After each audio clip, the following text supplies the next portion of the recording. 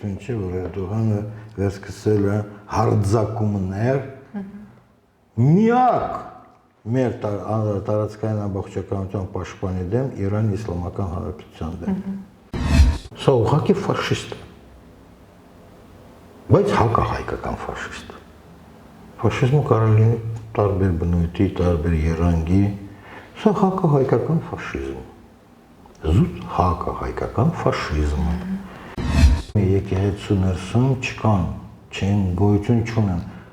ուղիղ ընտրություններ, որ վերին աստիճանի կիսագրագետ կամ տգետ գյուղացի կամ գեղցի, հայությունը հասկանում է ինչ տարբերություն կա գյուղացի եւ գեղցի խոսքերի միջև, չբացատրեմ, գանք ընտրենք վեղապար, հայոց կաթողիկոս։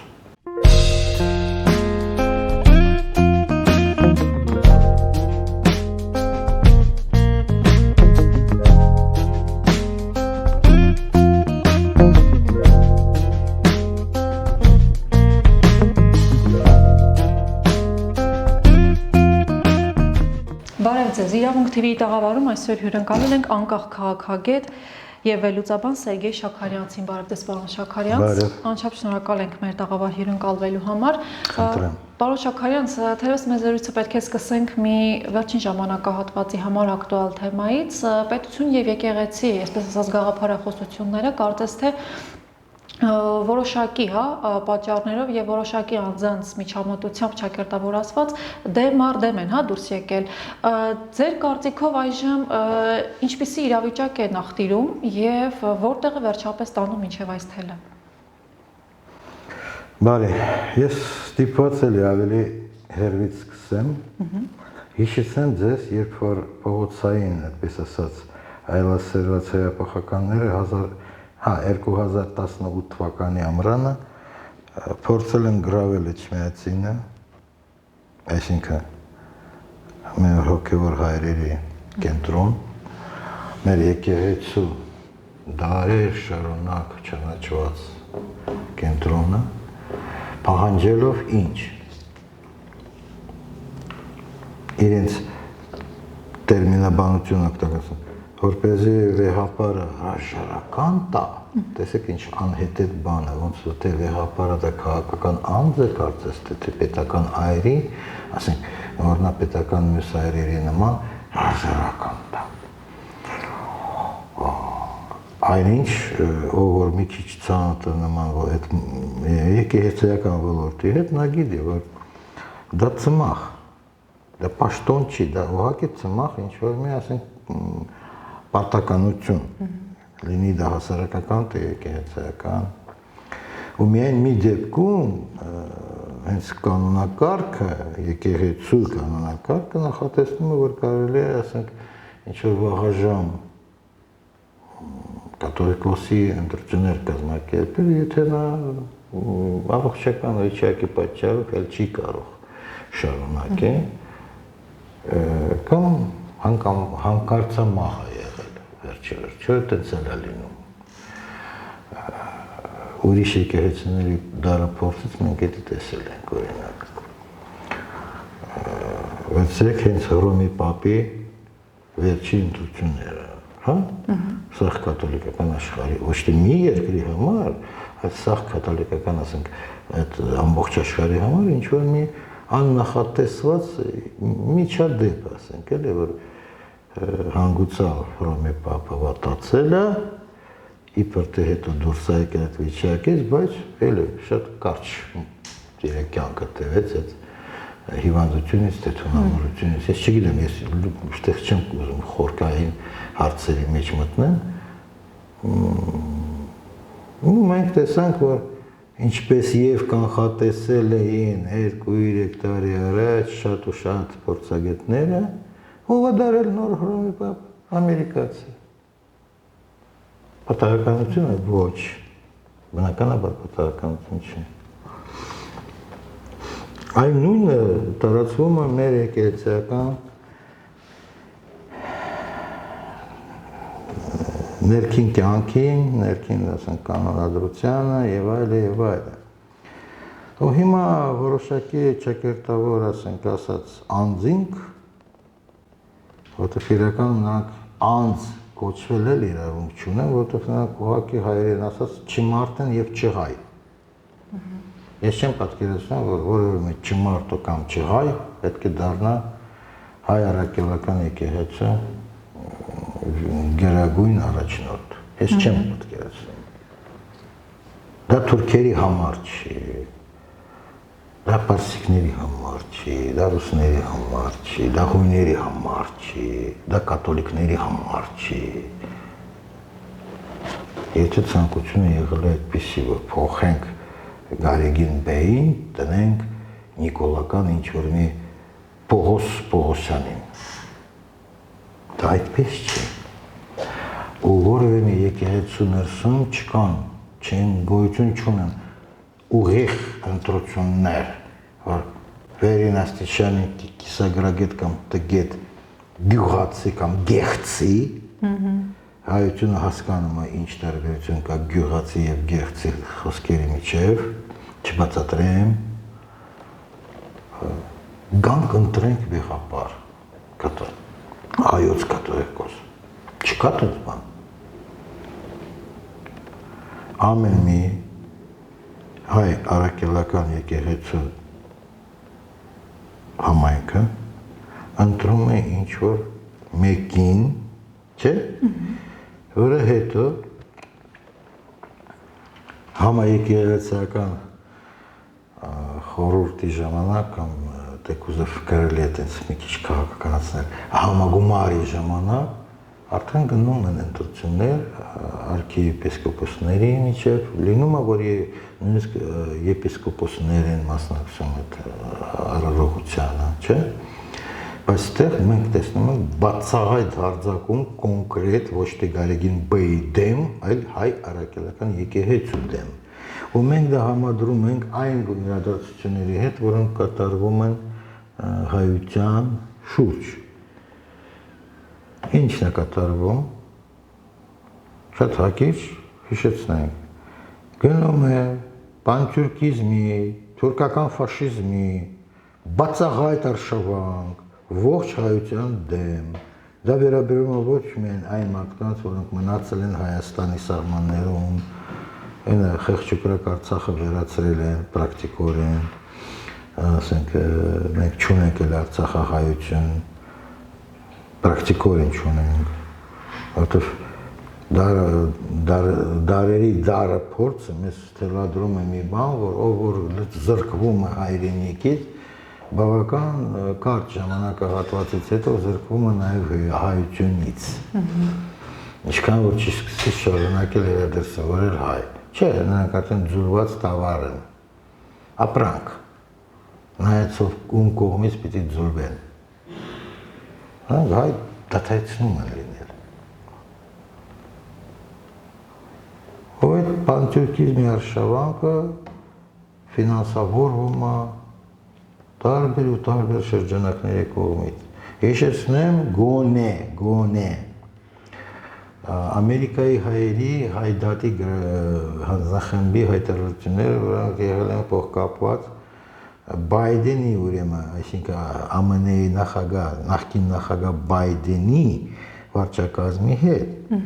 որ Ամերիկա հայերը, քանի որ այդ կազմակերպությունը, հա, հայդատի հանձնախումբ,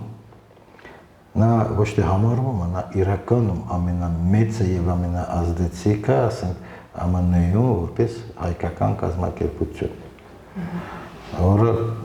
իրենց ասելով կանգնած է հայության ազգային շահերի պաշտպանելու եւ այլն։ Բայց նրանք մեղադրել են բացեբաց հենց ԱՄՆ-ի վարչակազմը, որ նա մեղավոր է, նա աջակից է եղել, նա հանցակից է եղել Կովկասյան թաթարների հանցանքներին Արցախահայերի դեմ, բայց դա նույնը վերաբերում է Կովկասյան թաթարների եւ Թուրքիայի բնականաբար հանցագործությունների, որը ուղղված են Հայաստանի Հանրապետության դեմ։ Քանի քառակուսի կիլոմետր զավթացը հենց Հայաստանի տարածքից ես հիմա բերել չեմ ցանկանում։ Դա բավական վիճելի եւ մշուշոտ հարց է։ Սկսած Սևլիչից, եթե հիշում եք, սենց հարց Սևլիչ, հենց Սյունիքում, որտեղ որ ոտնձգությունները շարունակվում են, պանթյուրքիստների ուրեմն ոտնձգությունները Սյունիքի նկատմամբ, Սյունյաց հայերի նկատմամբ շարունակվում են, չեն դադարեցվել։ Ու տեսեք, հենց ես պատահականություն չեմ համարում այն փաստը, որ երբ որ ստեղ տեղի Երևանի պանթյուրքիստները սկսել են արշավանք մեր եկեղեցու դեմ, դա այդպես է։ Հենց երևանյան պանթյուրքիստները, ոչ թե ժողովրդի կողմից ընտրված վերջապետը։ Սա պանթյուրքիստների շարժում է Երևանում։ Ու մենք տեսնում ենք, որ դա համընկնում է դրա հետ, որ Էրդողանը պահանջում է, տեսեք ինչ ստացվում, Իրանի Իսլամական Հանրապետությունից չի խոչընդոտել այդ որը Երևանյան պանթյուրքիստական մամուլում համարվում է Զանգեզուրյան միջանց, իսկ Թուրքիայում բացահայտ անվանում են թուրքական ճանապարհ ծրագրի հետ։ Հիմա Էրդողանը պահանջում է ոչ թե Երևանյան իշխանություններից չի խոչընդոտել այդ թուրքական ճանապարհին, այսինքն դա լուծված հարց է։ Փիշչինյանի ստորագրությունը կա, համաձայն է, այդ Իրանից։ Ու հիմա զուգադիպություն, ասենք, այդ զուգադիպությունը, պատահականությունը, դա պլանավորած գործընթաց։ Եկեք համաձայնենք, որ դա պլանավորած գործընթաց է։ Ինչու՞։ 7 տարի նրանք ծախսեցին ինչի համար, ոչնչացնել Հայաստանի զինված ուժերը։ Այդ թվում Արցախի պաշտպանության բանակը։ Հաջողությամբ բրծել է։ Մենք էլ Հայաստանում զինված ուժեր չունենք։ Մեր զինված ուժերը կարող տեսանելի կան, բայց իրականում չկան։ Որը սկսվել է ուրեմն ասենք մարտնչելու հոգին բնաջնջել հայերի մեջ։ Սովորացրել են, որ գերի հանձնվել է, հետո մեդալ է ստանալու, ուսադիրներ է ստանալու։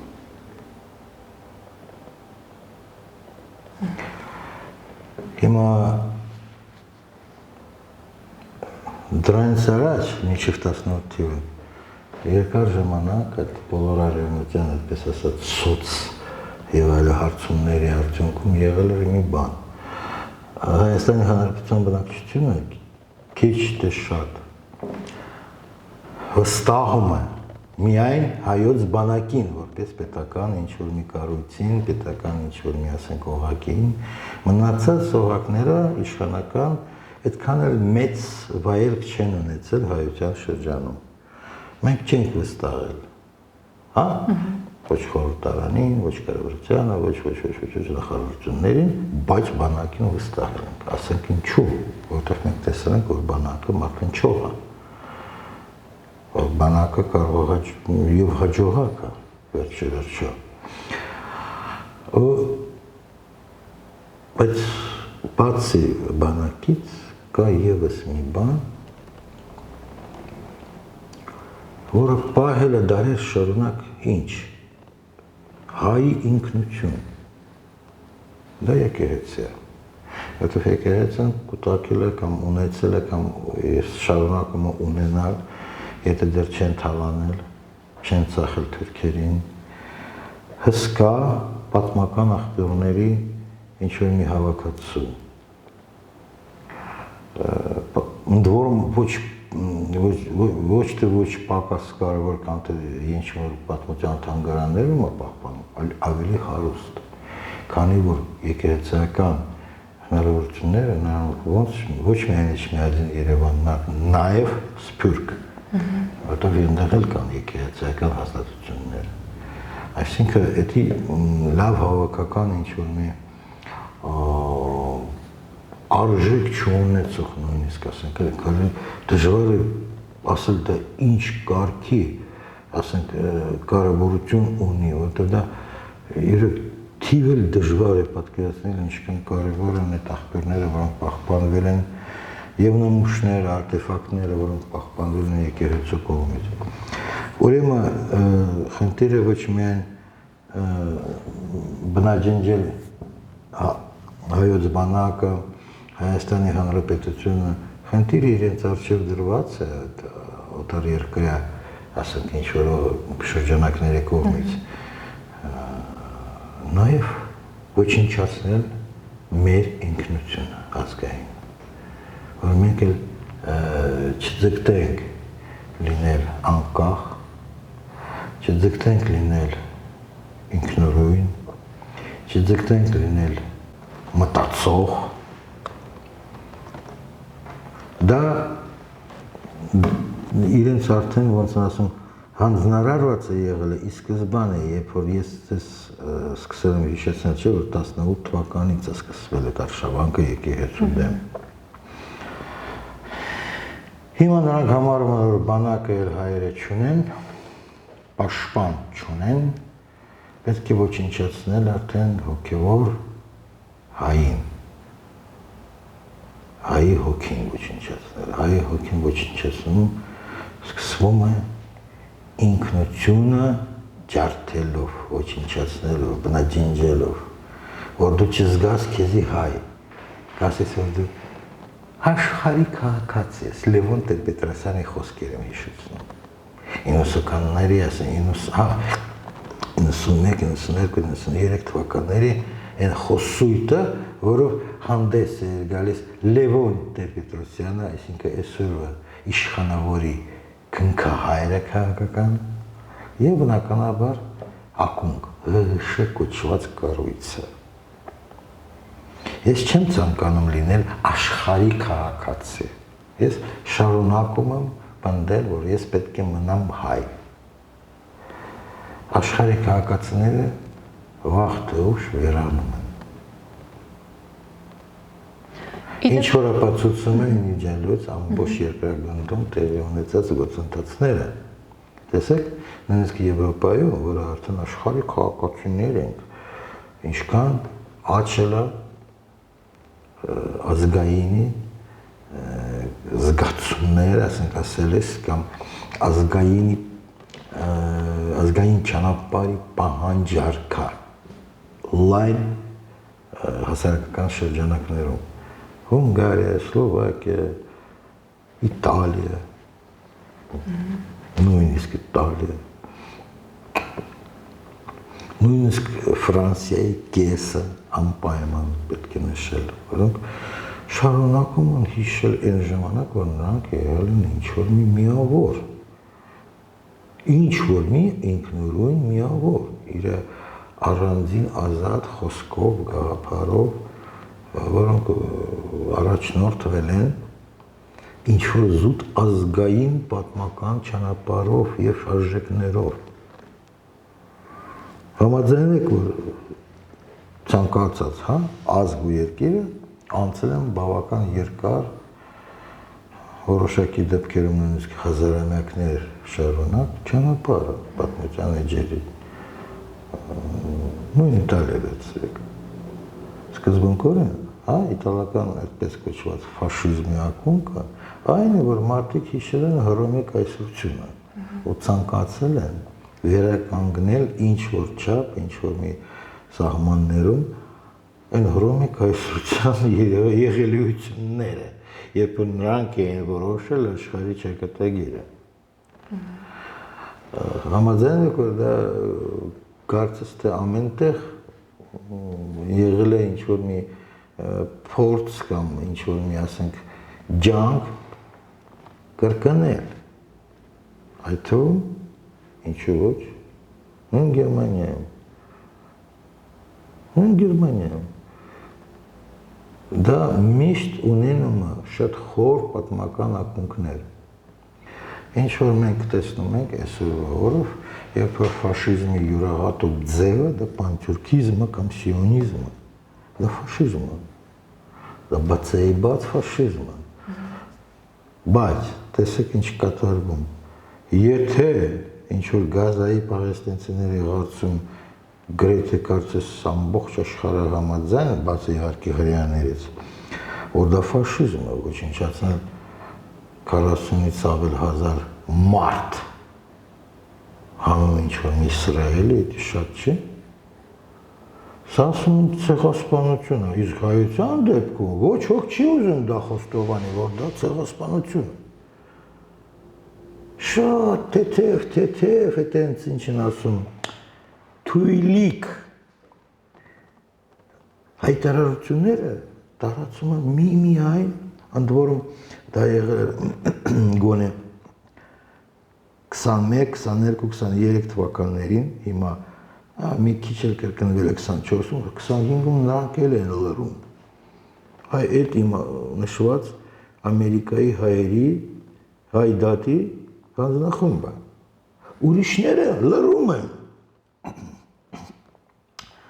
Ֆրանսահայերը լռում են, ռուսահայերը նամանավանդ լռում են, ուրիշ հայերը լռում են, Հայաստանը հայերը լռում են։ Հասկանում եք ինչ է կատարվում։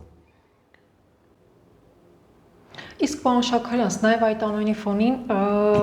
Փաշինյանը եւս մեկ վարկած է առաջ քաշում, թե Հայաստանի Հանրապետությունը պետք է վճռորոշ ձայն ունենա ամենայն հայոց կաթողիկոսի ընտրության հարցում։ Սրանից զատ նաև գրառումներում շատ հաճախ մեջբերումներ է անում անգամ Սաղմոսներից։ Իր ուղղությունը, այսինքն եկեղեցու կողմն է լիովին ցևերվել,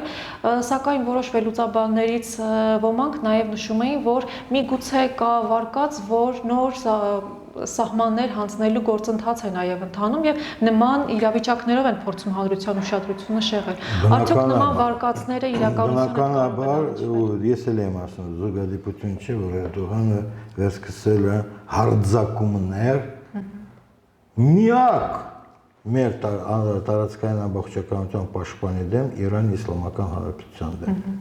Միակ այսօր որով Հայաստանի Հանրապետության ցանկացած օղակը պետական չի պաշտպանում մեր տարածքը, սկսած բանակից, չեն պաշտպանում։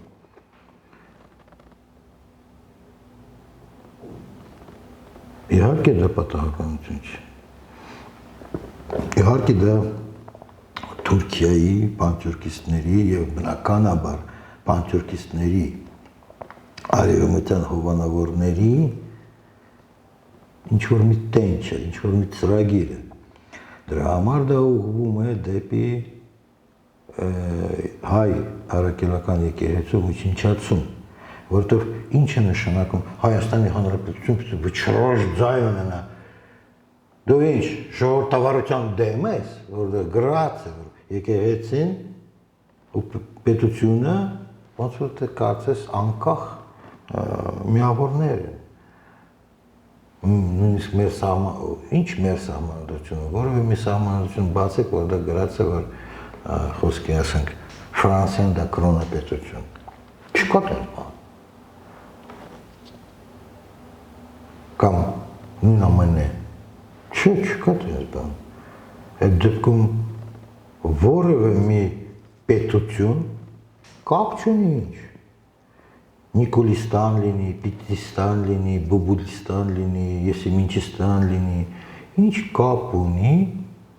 որ նա պիտի վճռորոշ դեր խաղա հայ առաքելական եկեղեցու եւ այլ առաջնորդ ընտրելու գործում։ Դա արդեն նշանակում է, որ այստեղ Օսմանյան կայսրության կամ պարսկական կայսրության եղելիությունները փորձում վերականգնել, երբ որ համապատասխանաբար թուրք սուլտանի խոսքը պիտի անցնի, որ Կոնստանդնոպոլիսի պատրիարքին ասենք ընտրեն, չընտրեն, կամ ստեղ Իրանի շահի խոսքը պիտի հաշվի առնեն հայերը, երբ որ ընտրեն Էչմիածինի կաթողիկոսին։ Ֆաշիստ, սա ուղղակի ֆաշիստ, բայց հակահայկական ֆաշիստ։ Ֆաշիզմը կարող լինի տարբեր բնույթի, տարբեր երանգի, սա հակահայկական ֆաշիզմ, զուտ հակահայկական ֆաշիզմ։ Բոլորը պիտի դա իմանան, որ էդի ֆաշիստ է, էդ վարչակազմը, ֆաշիստների վարչակազմը, որովհետեւ տապալ են։ Ոնց դա ուրիշ հարց է, բայց պիտի տապալը։ Ու այստեղ ճիշտ են ասում այն մարդիկ, այն փորձագետները, որ ասում են եկեղեցին հրաժարվել է այդ վարչակազմի դեմ պայքարից։ Լուրջ եմ ասում, իրոք տենց է։ Բայց տեսեք, այդ վարչակազմը պատերազմ է հայտարարում եկեղեցուն, որովհետև ես ստիպված պետք է այդ խոսքերն էլ կրկնեմ։ Կհիշեք,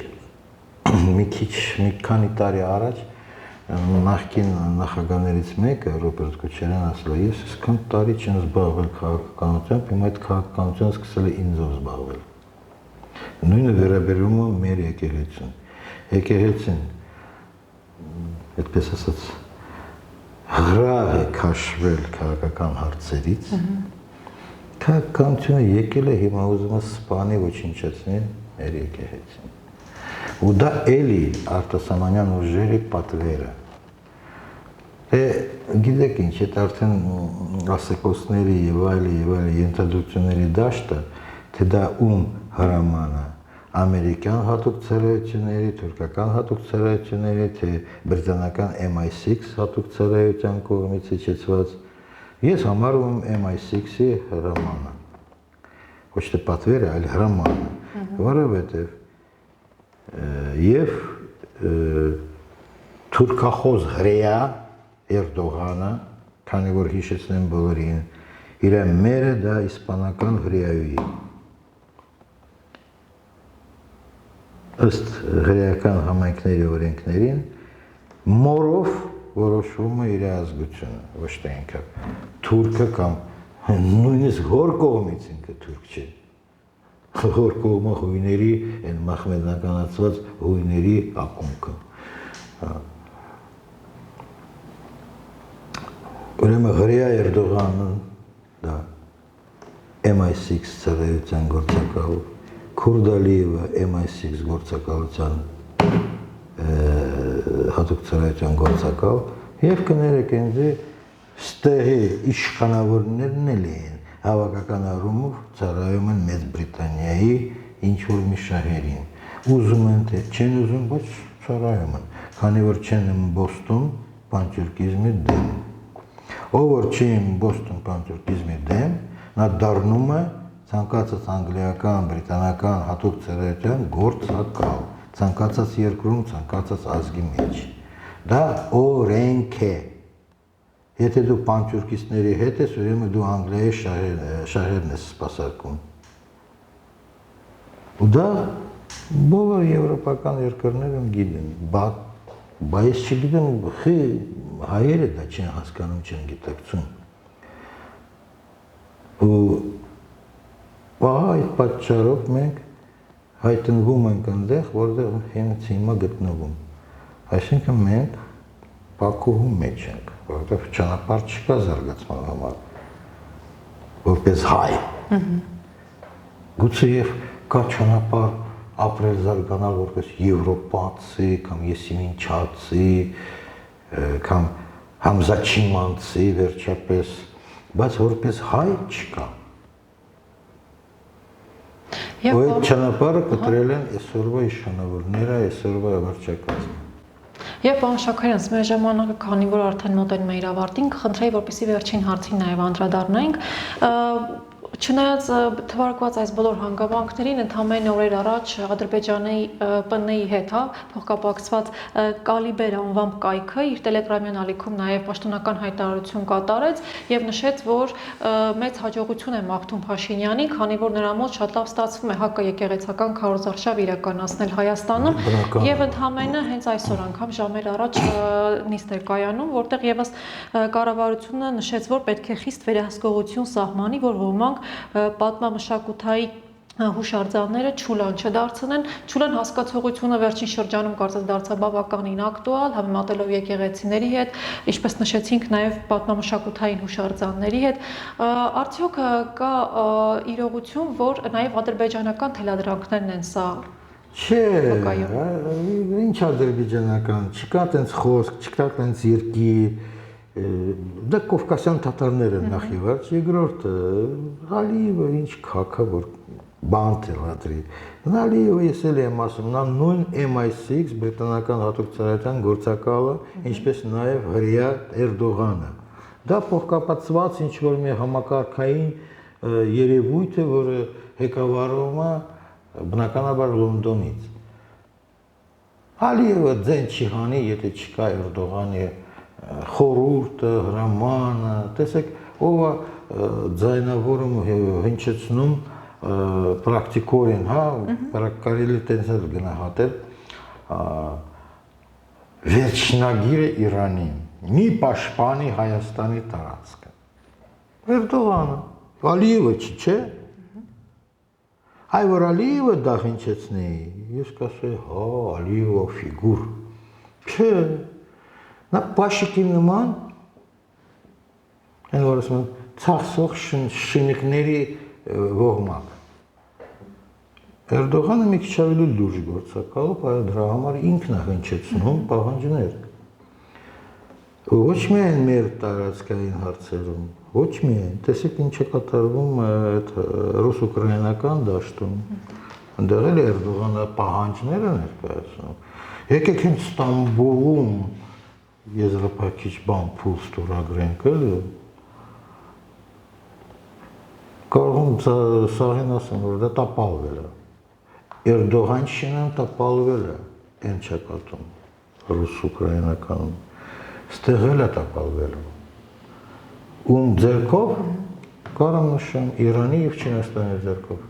Ենը վերջերես, կարծում 2-3 օր առաջ, ինչ որ մի գնացքակազմ եկել է Չինաստանից Տիֆլիս։ Ինչու Տիֆլիս։ Հատուկ, որովհետև և Չինաստանն և Պարսկաստանն շատ պետք է Վրաստանի Սևծովյան ապնյակը։ Սա իրենց ծրագիր է, որը բնականաբար հակադրված է թուրքական, այսինքն անգլիական, հրեական ծրագրերին, թուրքական ճանապարհին։ Եղել է, չէ, նախազգուշացում կամ եւս, ասենք, հերթական ինչ-որ մի առաջարկություն Իրանի կողմից։ Աչքերը տալի փակի, Շենիկի մասին մի երազի, ես քեզ հատկացրել եմ միջանց, բայց իմ վերահսկողության տակ։ Չէ, իրենց պետք է անվերահսկելի ճանապարհ։ Դա իրենց խնդիրը, որ դա չի վերահսկվի որևէ մեկի կողմից։ Հայերին ջարդել ենք, ոչնչացրել ենք, հայերը փալաս են, աղբ են, հայերը ամեն ինչ կստրագրեն, որտեղ նրանք մարդ չեն, իրենց տեսակետից։ Թուրքերի և թուրքերի հովանավորների տեսակետից հայերը մարդ չեն, փալաս են և աղբ, ամեն ինչ արդեն ստորագրել են։ Բայց կա ուրիշ խաղացողներ մեծ բեմում, հա, երկրագնդի չափանիշներով, ասենք, մեծ ռազմավարական թաթարաբեմ, ու այս թաթարաբեմում խաղացողները հայեր չեն, կովկասյան տատարներ չեն, թուրքեր չեն, մի քիչ ուրիշ ուժեր են։ Հենա խնդրեմ, կասեք, որ դա հեչ կապ չունի սյունիքի կամ հայերի խնդիրների հետ։ Շատ լավ էլ ունի։ Ում դեմ սկսվել է հիմա պատերազմը։ Եվս մի հենց հայության, հայերի, Հայաստանի Հանրապետության ողքերեմ թշնամու դեմ, Պակիստանի դեմ,